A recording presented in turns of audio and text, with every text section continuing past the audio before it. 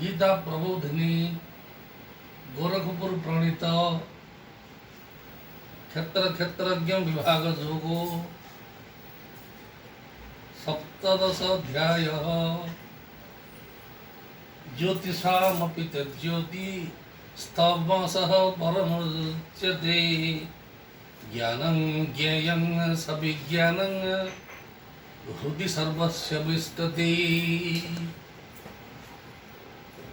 12 ରୁ 17 श्लोक मध्य वर्णित ज्ञेय तत्व भगवान समग्र रूप अटे। कारण द्वादश अध्याय विश्वरूप दर्शन जोग, त्रयोदश अध्याय और 16 अध्याय ये तीनोटी जाक अध्याय निर्गुण निराकार, सगुण साकार आ सगुण निराकार रूपर वर्णना कराई।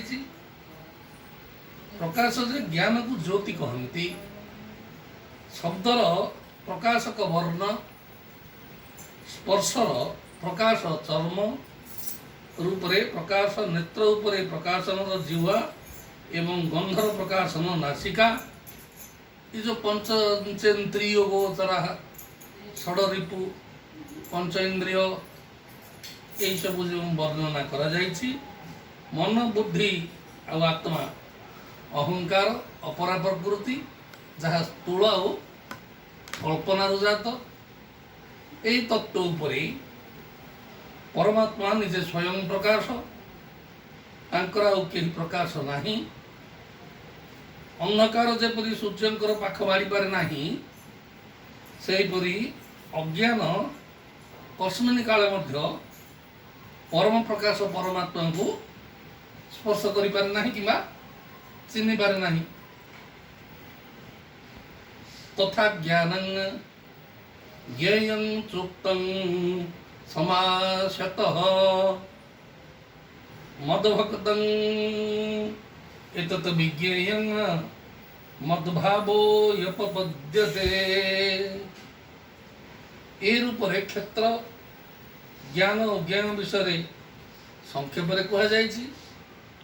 मोर भक्त यह तत्व सहकारे जानी मोर भाव को अर्थात मत प्राप्त हुअन्ति। Lord Krishna said. विशद व्याख्या बहुत ज्ञानी गुणी गीता प्रवचक माने तांकर प्रकृति और स्वभाव अनुसार विशद व्याख्या करछन्ति। तेणु विशद व्याख्या भितर को जाई आमर मस्तिष्क को भाराक्रांत करिवार उचित नुहे। एक्जाक्ट श्लोकर अनुवाद पाठ कले पाठकीय रुचि बढ़े और श्रीमद भागवत गीता को निजर देहरे संयम सहकारे लगा जाई पारे। अद्य भाद्रव मास एकादशी तिथि कहीं शुणती एटा से जगह पद समय तोर नुआ फोन रे पकेबा फोटोटा कहीं